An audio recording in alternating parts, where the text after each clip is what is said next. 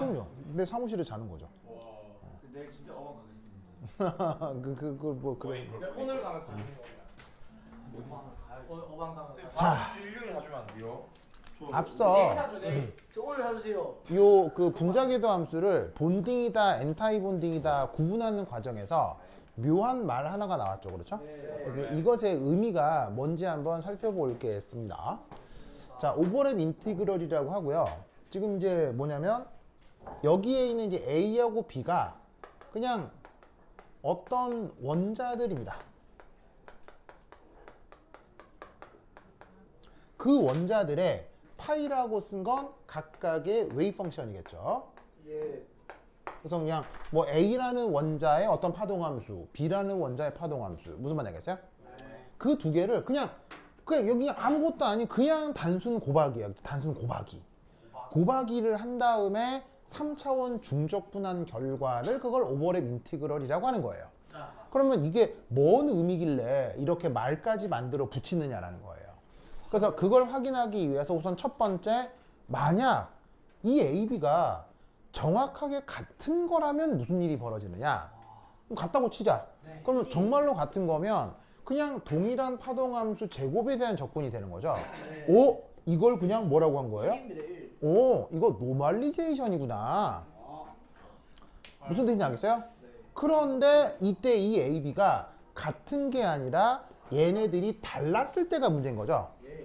그래서 AB가 같은 것이 아니고 다르다라고 하면 뭐 화학적인 종류가 다를 수도 있고 위치가 다를 수도 있고 여하튼 같지 않은 두 개의 파동함수라고 한다면 첫 번째 경우 두 원자 간의 거리가 가까울 수도 있고 좀 멀 수도 있죠. 그게 어떤 의미인지 살펴보자 이런 말이에요. 이때 오버랩 인티그럴은 두 파동함수를 더하는 게 아니고 곱하는 거죠.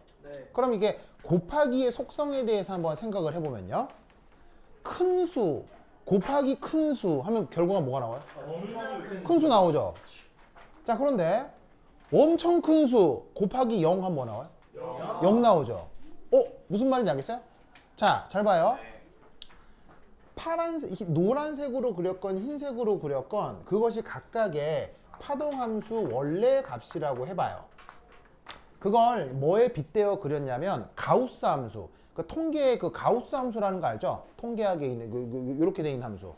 그런 형태로 이렇게 파동함수들을 표현했어요. 그래서 이게 A의 파동함수의 함수값 분포를 대강 이렇게 그려봤고 B 역시 이렇다고 쳐봐요. 가우스 함수의 분포를 따른다고 쳐보자 이런 말이죠. 이럴 때 사실 이런 영역은 함수값이 크죠. 그런데 이런 영역은 함수값이 작잖아요. 그럼 어떤 일이 벌어지냐면 한쪽 함수값이 충분히 커도 반대쪽 함수값이 작으면 곱하기 했을 때 값이 커진다는 얘기예요, 작아진다는 얘기예요. 값이 작아질 수 있다는 얘기예요. 그래서 이때 두 함수를 요 노란 함수, 파란 함수를 아니 흰색 함수, 노란 함수를 곱하기를 했을 때의 결과를 대략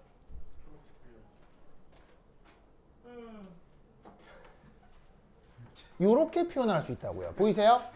이 빨간색으로 표현한 게 저 파이 A하고 곱하기 파이 B를 한 거라 이런 말이지.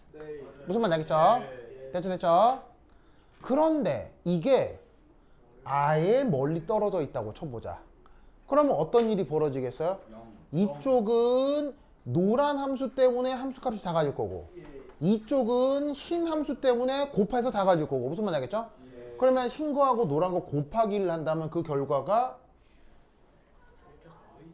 여기에서는 한번 이렇게 살짝 커질락 말락 하고 그냥 쫙 작아지겠죠.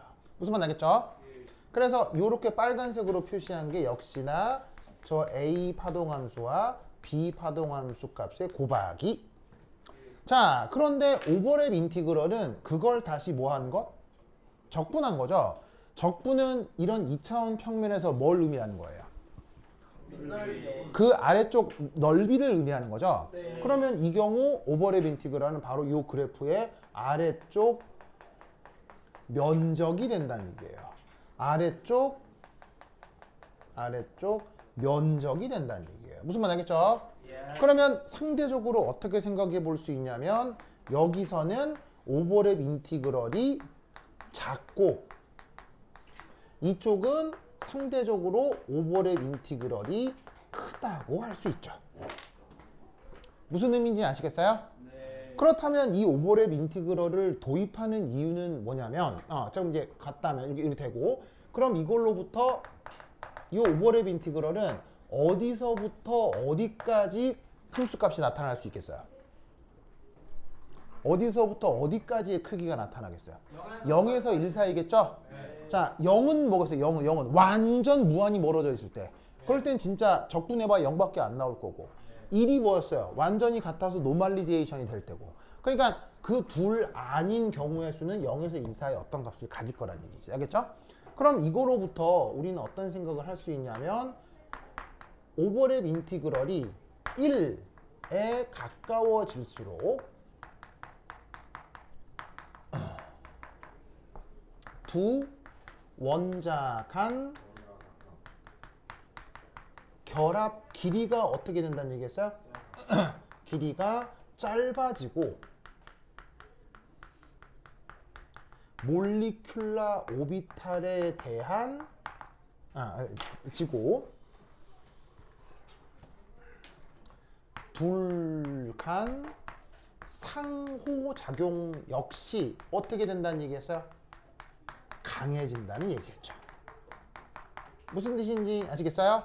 그러니까 어떤 분자 안에 어떤 원자들이 있을 때 그 원자들 각각의 파동함수들로부터 오버랩 인티그럴을 계산하면 그 분자 안에서 그 원자들 사이에 상호작용의 정도를 척도 삼을 수 있다는 얘기예요.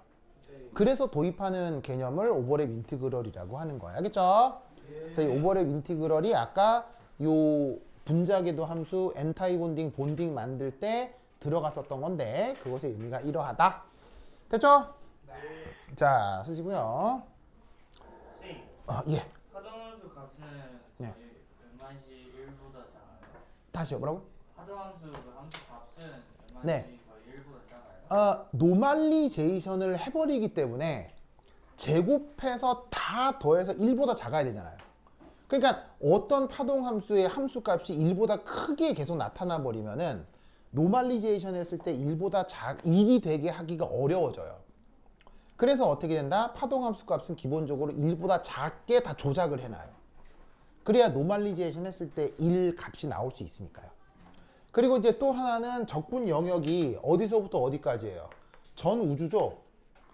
전 우주에 대해 적분했을 때 1이 나오는 거죠. 그러면 전 우주에 대한 적분이니까 적분 구간이 정해져 있어요. 적분 구간 자체가 무한대예요. 적분 구간 자체가 무한대라고요. 그러니까 모든 파동함수는 항상 0으로 수렴하는 형태의 그래프를 가져야 돼요. 왜냐하면 무한 적분을 할 테니까 만약에 함수값이 계속 증가해버리면 무한히 적분해버리면 1 돼요? 1 절대 안 돼요. 1 될 수가 없잖아요. 그래서 파동함수는 이런 식의 가우스 함수 분포처럼 거리가 멀어지면 함수값이 점점 작아져서 0으로 수렴하는 형태로 함수값을 무조건 가져야 돼요. 그래서 이제 예를 들어 가우스 함수를 빗대어 파동함수 표현을 한 거예요. 아시겠죠? 그 3번에 네. 그 S에 1이 가까운 그 얘기는 네. 3번 얘기는 그 결합성 분자 오비탈에 대해서 상호작용은 인력만 얘기하는 게 아니고요. 청력도 가능한 거죠. 청력 가능. 무슨 말이냐면 가까이 있으면 좋아하는 감정도 강해지지만 가까이 있으면 미워하는 감정도 강해질 수 있죠. 무슨 말인지 알겠어요? 뭔 말인지 알겠어요? 그러니까 오버랩 인티그럴이 큰 상태로 본딩에 기여하게 되면 분자가 매우 안정해지고요. 오버랩 인티그럴이 큰 상태로 엔타이 본딩에 관여하게 되면 매우 청력도 커지고 오비탈 에너지가 아주 불안정해지죠. 그래서 여기서의 상호작용은 인력, 청력 모두를 표현하는 겁니다. 자, 됐어요? 예. 됐다고 볼 수 있습니다. 좋은 것 같습니다. 그거는 또 왜 그래요? 또 왜? 또 왜 또 재주 부리려고? 그래요. 제주 보이는 봄만 뜬가? 아유 진짜 막 이런 공 있잖아요. 큰 공 두고 채찍 들고 오고 싶어 막 이렇게 막 그리고 막 찰싹찰싹 건 올라가 이러고 막 호이 이러고 건 올라가 막 네, 이렇게 누가 넘어져 그래요. 하여튼 그렇다. 좋아 좋아. 자 됐죠 됐죠. 자 그 다음 이거 쉬운다. 쉬운다. 으쌰. 싹싹싹. 좋아. 뭐야?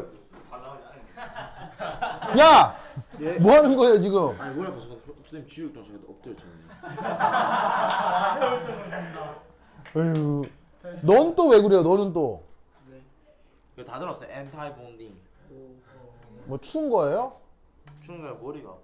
뭐야 내 잠바 입을래? 그래 모현이 다리 다쳐서 좀 싫다고. 맞아요. 다이어트 수 없대요. 자 그다음 갑니다. 그러니까 있어요. 저 6번인가? 6번 맞아요? 이거 했어 7번 7번. 아 7이에요? 네 7? 7? 7 벌써 7번이에요? 에너지 다이어그램 페이지 에너지 다이어그램 에너지 사이어 그래. 자 짜잔 위쪽으로 갈수록 이제 에다. 고에너지 상태라고 생각을 하겠습니다. 자 이럴 때 짜잔 어떤 에너지 준위를 뭐로 표현을 할 거냐면 바로 수소 1s 오비탈의 에너지 준위를 이렇게 표현하였어요. 아시겠죠? 뭐 얼마가 됐건 그 에너지 준위가 있을 거 아니에요. 그거를 그 에너지 준위를 이런 식으로 표현을 할게요. 여기에 원래 전자가 몇 개 채워져 있었어요. 여기에 원래 전자가 짜잔 이렇게 하나 들어가 있었잖아요. 하지 마 얘들아. 그죠? 예. 자 그리고 수소 분자를 이루려면 뭐 이렇게 쓸까? A 이렇게 씁시다. HA의 어타믹 오비탈 뭐 이렇게 쓸까? 어타믹 오비탈 HA 요게 1s. 자 그런데 얘가 H2 분자를 이루려면 이런 식의 원자 1s 오비탈이 하나가 더 있어야 되죠. 그거를 HB 원자의 어타믹 오비탈 1s라고 이렇게 한번 표현을 해볼게요. 됐죠? 자 그러면 당연히 이 두 오비탈은 에너지적으로 차이가 있어야 될까요? 에너지적으로 동등해야 될까요? 에너지적으로 동등해야 되겠죠? 이 두 원자를 물리적으로 구분할 방법이 없으니까요. 자 그런데 앞서 우리의 간단한 예측과 계산을 통해서 이 두 개로부터 몰리큘라 오비탈을 몇 개 만들었어요? 두 개예요. 두 개를 만들었죠. 각각이 아까 본딩 하나, 엔타이 본딩 하나를 만들었죠. 그 녀석들 각각에 대해서 에너지 준위를 실제로 계산해 볼 수 있어요. 알겠죠? 그 에너지 준위를 실제로 계산을 하면 하나가 요래, 하나가 요래 요렇게 두 가지가 맹글어집니다. 하나가 스타. 무슨 뜻인지 아시겠죠? 아시겠죠?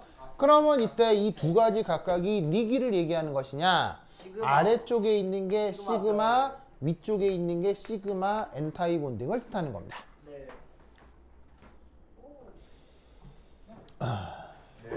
자, 여긴 지워도 되겠죠? 여기 되겠죠?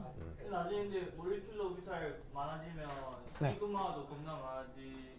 맞습니다. 네. 패치. 네, 맞습니다. 그냥 여기는 시그마 하나밖에 없어서 구분은.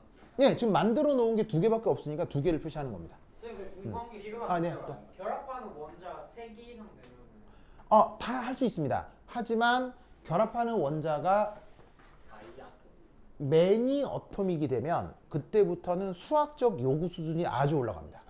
굉장히 어려워집니다. 3차원으로 그리면 안 돼요. 그래서 원자 종류가 원자 개수가 3개를 넘어가게 되면 지금 우리가 하는 수학적 분석 외에 그룹 디올이라고 하는 개념을 알아야 돼요.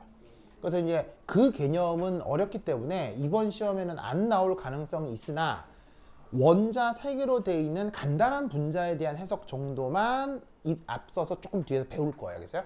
그래서 그 부분은 조금 어려우니까 그건 뒤에서 다시 한번 얘기를 할게요. 예. 자, 그럼 여기 지울게요. 지울게요.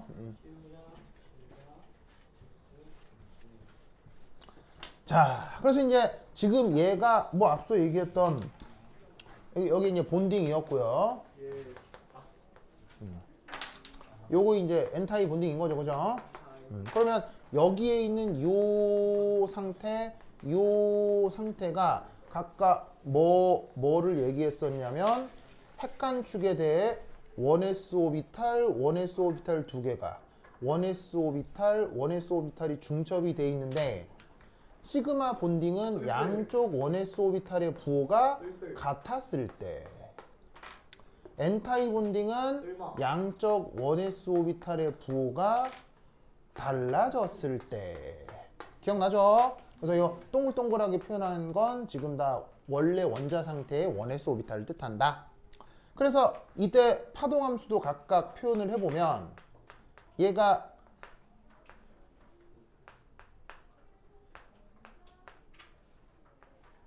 이렇게 한 다음에 곱하기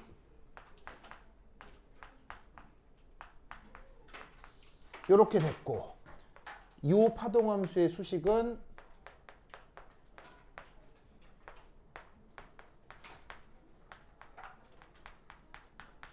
이렇게 표현됐던 거 기억나죠? 그래서 아까 앞에서 1시간 동안 쭉 한 걸 이렇게 지금 이제 정리를 해 보았어요.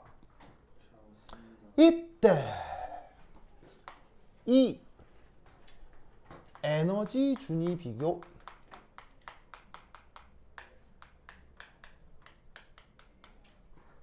자, 이때 에너지 준위는 어떻게 되느냐? 바로 시그마 본딩 그리고 1s 오비탈 시그마 엔타이 본딩. 자, 어디가 안정하고 어디가 불안정해요? 딱 결론을 딱 보면 결론 보면 어디가 안정해요? 여기가 안정이고 여기가 불안정하죠? 그래서 원래 원자 오비탈에 비해서 본딩이면 안정해지고 엔타이 본딩이면 불안정해집니다. 아시겠죠? 그럼 실제로 이 에너지 준위를 계산할 수 있느냐? 네, 계산할 수 있습니다. 그게 어디에 있냐면 어제 나눠드렸던 교재 있죠? 네. 교재 있죠? 요 나눠드렸던 교재에 교재 보시면은 자 앞쪽이 이제 그 제3장 화학결합에 대한 고전역학적 개념화라고 돼 있고 어제 나눠드렸던 교재 보면 이렇게 중간에 간지가 있을 거예요. 찾았어요? 간지를 딱 열면 챕터 제목이 5장으로 바뀌거든요. 여기가 몰리큘러 오비탈이야. 알겠죠? 여기가 6장. 그래서 앞에는 3장이고 뒤에는 6장이야. 그런데 각각의 구성은 어떻게 돼 있냐면 앞이 연습 문제고 뒤가 이론 해설지야. 알겠죠? 그래서 6장 뒤쪽을 쭉 보면 이런 이론 해설지가 나올 거예요. 아, 보입니다. 그래서 분자에 대한 양자역학적 사유라고 하는 챕터가 등장할 거야. 찾았습니까? 네. 어디죠? 거기 적혀있어요. 페이지로는 143페이지라고 돼 있을 거야. 아, 보입니다.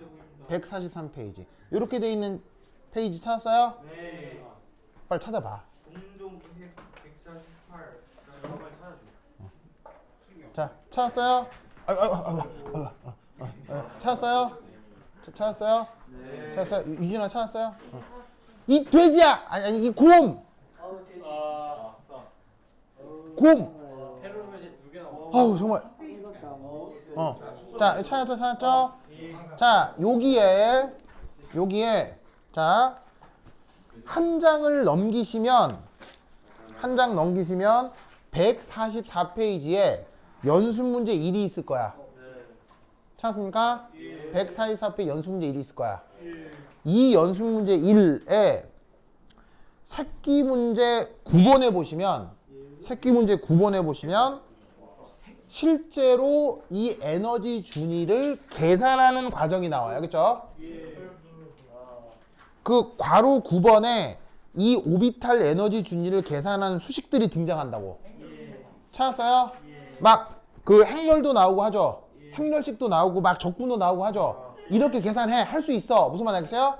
이런 계산을 거치고 나면 진짜로 요 에너지 준위를 계산할 수 있고 그걸로부터 얘가 안정해지고 얘가 불안정해짐을 실제 계산을 통해서 알 수도 있다고. 알겠죠? 그래서 얘는 어디를 참고하냐면 제 6장 페이지 144의 연습 문제 1의 9에 실제로 얘를 계산하는 과정이 나와 있고 이걸 구체적으로 얘기해 드리는 이유는 여러분 선배들이 요거 가져다가 세부 특기사항에 쓴 애들이 많아요. 그래서 필요하면 요런 거 가져다가 그냥 거기다 쭉 베껴서 내라고. 무슨 말 알겠죠?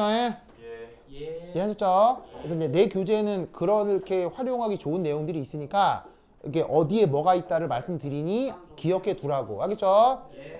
그래서 어쨌건 열심히 계산을 하고 나면 이거이 안정하고 여기 불안정하다라는 걸 꼭 기억하라 이런 말이에요. 알겠죠? 그래서 이제 원래 원자 상태에 비해서 이쪽이 이제 안정화. 왜? 에? 화장실. 아, 갔다 왔어. 감사합니다. 그래, 갔다 왔어.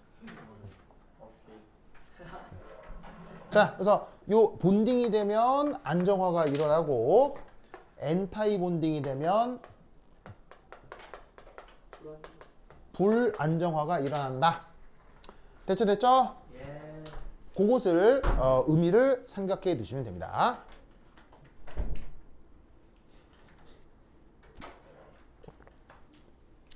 자, 됐고. 그 다음 두 번째 두 번째 MO의 전자 배치.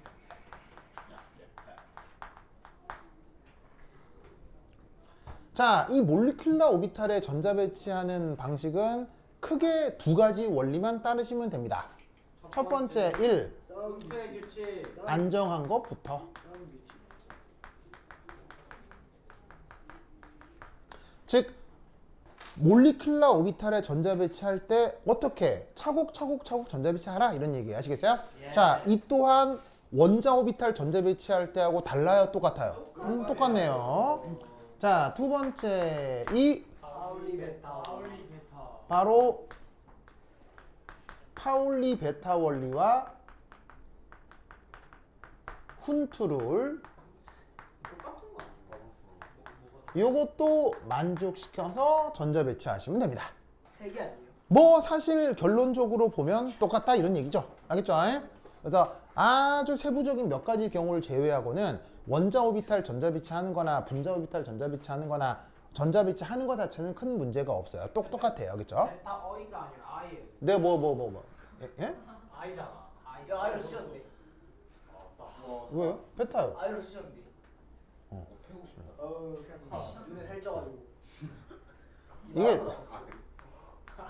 이거는 이거고요.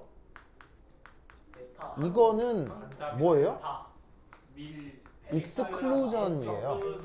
익스클루전. 어우, 이거. 무슨 말 알겠죠? 지금은 파울리의 베타 원리는 익스클루전입니다. 아시겠죠? 자, 아니, 아이를 쓰셨다고. 어우. 자 봅시다. 그 다음 요 수직은 지울게요. 지울게요. 지우자. 그러면 이때 여기 원자 상태에서 전자가 총 몇 개가 있나요? 원자 상태의 전자가 총 2개가 있죠? 그럼 그 2개를 요 분자 상태에다가 파울리 베타 원리 입각해서 2개의 전자 배치를 해주면 된다 이런 뜻이죠. 되십니까? 오케이, 됐다. 그 다음 내가 지금 뭘 해야 되지? 이제 뭘 해야 되느냐? 내가 지금 뭘 해야 되지? 이거? 그 다음? 내가 방금 말할 걸 생각했다가 여러분들한테 이거 하면서 방금 머릿속에 사라졌어. 그래서 막 몰리큘러 전자 배치, 전자 배치, 됐나? 전자 배치? 됐고. 자, 그 다음 세 번째 세 번째, 본드 오더라는 개념이 있습니다. 결합시키기. 본드 오더. 결합 주문하다. 자, 그래서 우리말 번역은 뭐냐면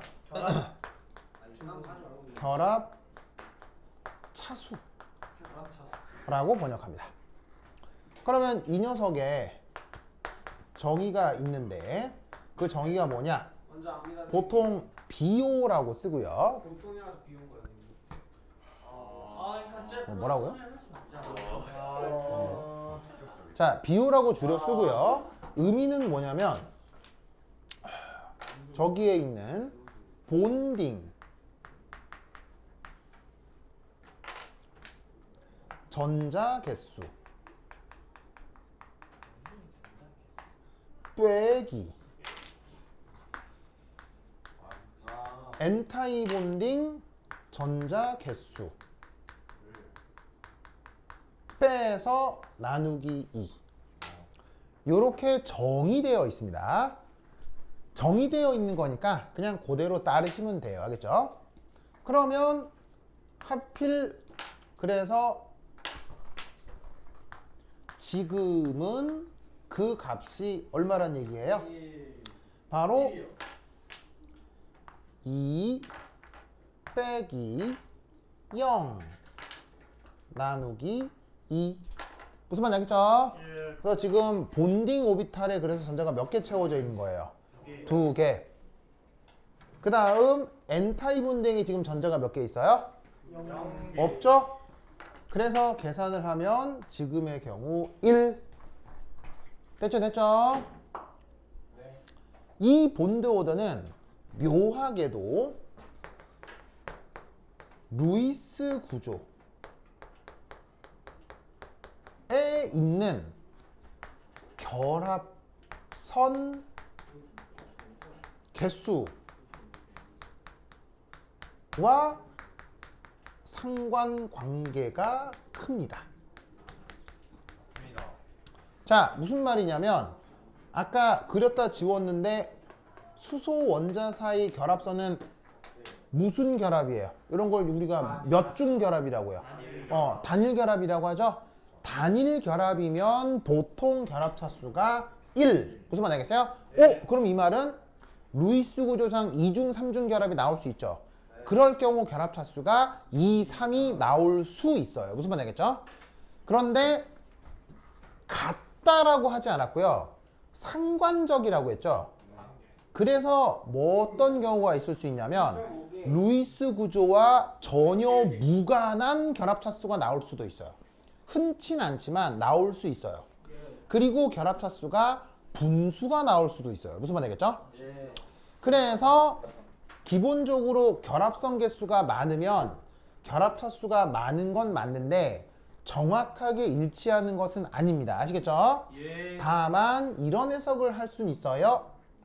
결합이 강해집니다. 뭐 할수록? BO가 클수록. 아시겠죠? 요런 성격은 항상 나타나요. 그래서 결합 차수라고 하는 녀석을 정의하고 계산해 보는 것은 나타나 있는 화학 결합의 그 어떤 세기를 표현하는 가장 기초적인 척도가 됩니다. 됐죠? 자, 어서 쓰세요. 이거 왜 이렇게 꾸리꾸리해?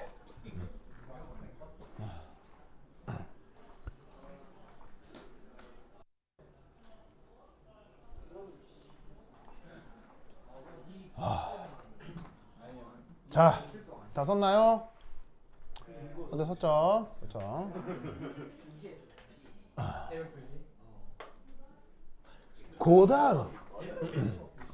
그다음 자, 위에 지울게요.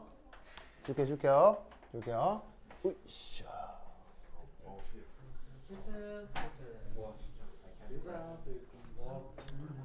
네 번째 석재 왜안 해요? 화장실. AO의 개수 그리고 LCAO MO의 개수. 이건 언제나 같아야 합니다. 와 대박. 르타오는 어떻게 돼요? 아 주고 싶다. 자, 저거 무슨 말인지 알겠어요? 예. 자, 여기 보시면 어타미고비탈 몇 개 있어요? 두개 두 있어요. 개요. 하나, 둘 해서 총 2개가 있죠. 네. 그래서 만들어진 분자기도 함수 몇 개 있어요? 예. 2개. 요 양쪽이 무조건 어떻게 돼야 된다? 같아야 됩니다. 무슨 말 알겠죠? 명심하셔야 돼요. 같아야 됩니다. 알겠죠? 예. 그래서 선형조합을 통해 만들어진 몰리큘러 오비탈의 개수는 무조건 원자 오비탈의 개수랑 같아야 된다. 그래서 지금 여기 요렇게 요런 식으로 점점점 보조선 들어가 있는 애들 있죠. 이게 다 뭘 얘기하는 거냐면 선형 조합의 표시예요. 자, 무슨 말이냐면 요 본딩 누구하고 이거 지워버렸네. 요 본딩 누구하고 누구를 선형조합한 거예요.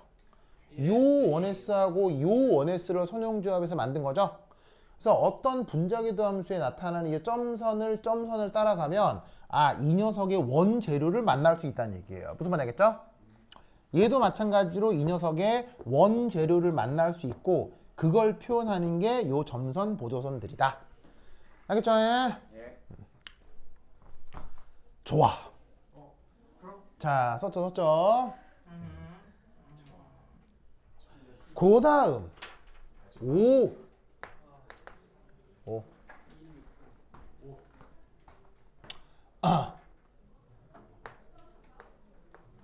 매그네틱 프로퍼티. 상자성체.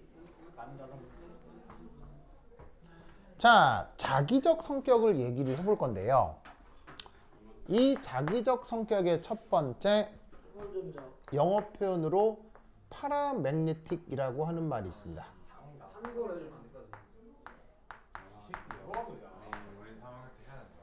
자, 우리말 번역은 상자기성입니다. 번호 상황은 안 가. 자, 그러면 상자기성 혹은 파라매그네틱이라고 하는 말의 뜻은 외부 자기장과 같은 방향으로. 강한 인력 현상이 나타나는 경우 상자기성이라고 합니다.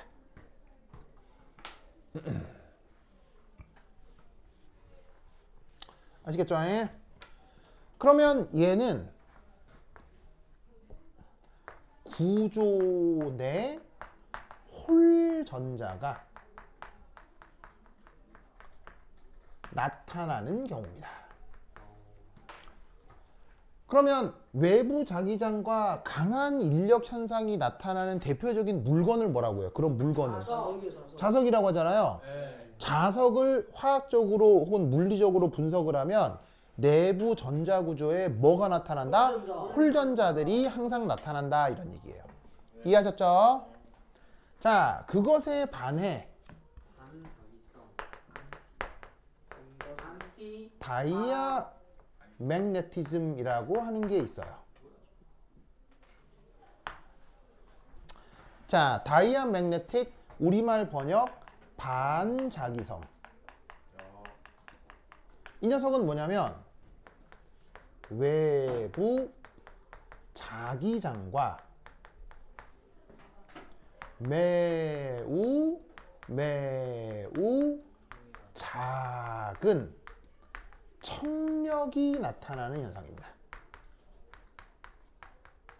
근데 이게 너무 작아서 아예 없는 것처럼 느껴집니다. 무슨 말인지 알겠어요?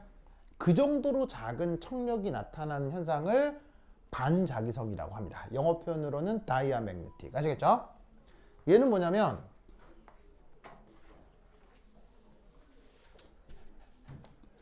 구조 내 no 홀전자. 홀전자가 전혀 존재하지 않는 물질 안에서 다이아 마그네틱 현상이 나타납니다. 무슨 말씀인지 아시겠죠? 그렇죠? 둘 중 어디가 흔한 물질 상태일까요? 반자기성. 네. 어디가 흔하냐면 둘다 요쪽이 흔하고요.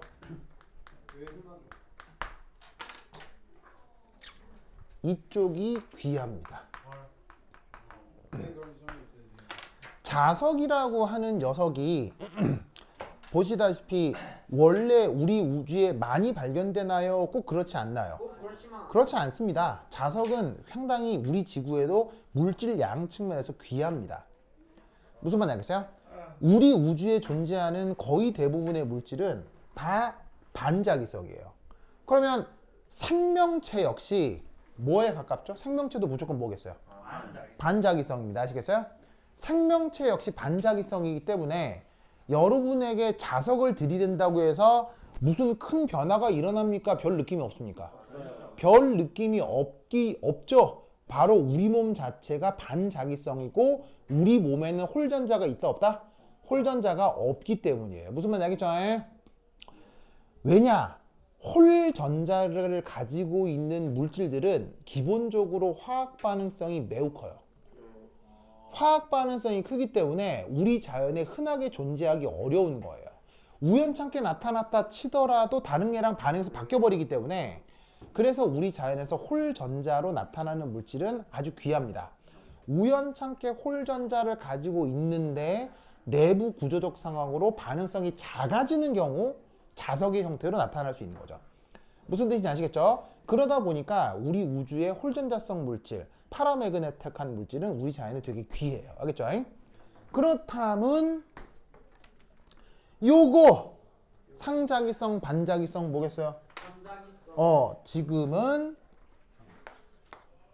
반자기성이 된다 이런 말이에요. 자, 홀전자예요, 홀전자 아니에요? 홀전자 아니잖아요. 전자가 쌍을 이루고 있잖아요. 됐죠, 됐죠?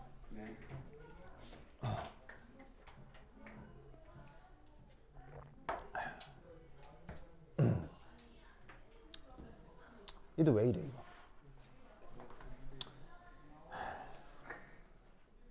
그래요. 학교에서도 잘 자나요? 네. 아, 그래요? 저희 반에서 유일하게 잡니다. 아, 그래요? 나랑 둘이서만 자.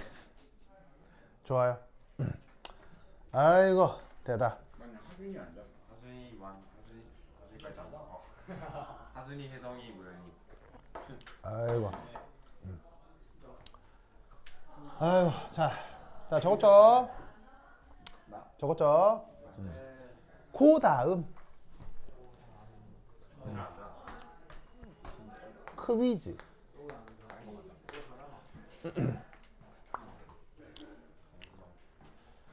다음 중 관경성 많지 않아.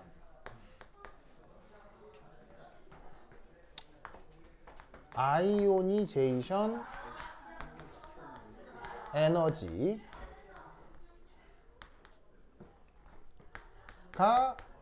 더 큰 것은 between 수소 분자. 아이오닉 분자가 H2 수소와 수소 분자 중 이온화 에너지가 더 큰 거. 당연히 H2 전자 반발. 여기 아래. H2 아래 에너지가 더 낮잖아요. 근데 맞네. 자 볼까요? 이온화 에너지의 정의가 뭡니까? 여기서 무한대로 중성 기체가 자. 중성 기체 1몰이 이온이 되는데 필요한 에너지입니다, 선생님. 자 이온화 에너지는 뭐냐면 150. 최외각 전자를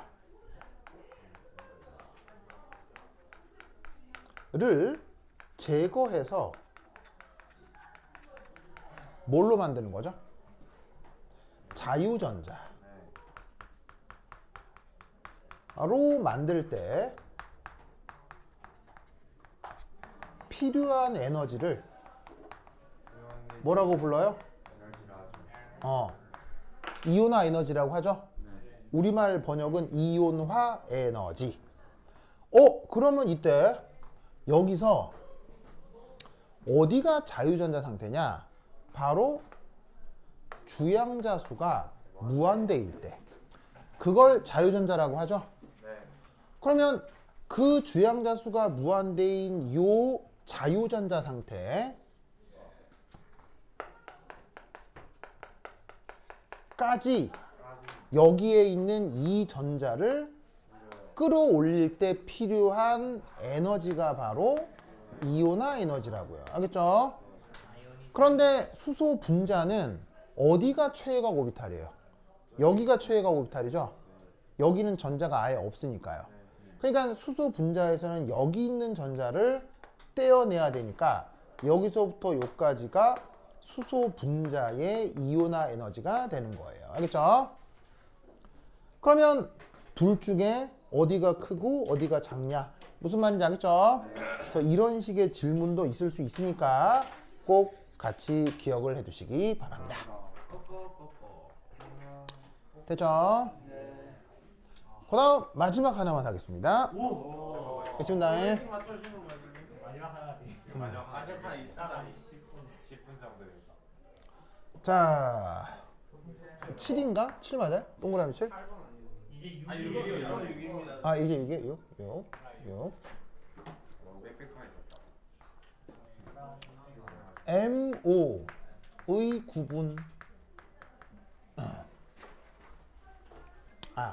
MO의 구분. 최외각 MO의 구분. 첫 번째 1. 루모라는 개념이 있습니다. 뭔지 알아요. 가장 낮은 건가? 자, 뭐 있었는데 기억이 안 나. 보시다시피 또한 어떤 말의 줄임말이겠죠? 이제 원래 본말이 있을 텐데 본말은 the lowest unoccupied molecular orbital 몰리큘라? 이걸 뜻하는 겁니다. 자, 얘는 뭘 얘기하는 거냐면 빈것 중에 MR이 가장 많네. 바로 채워져 있지 않은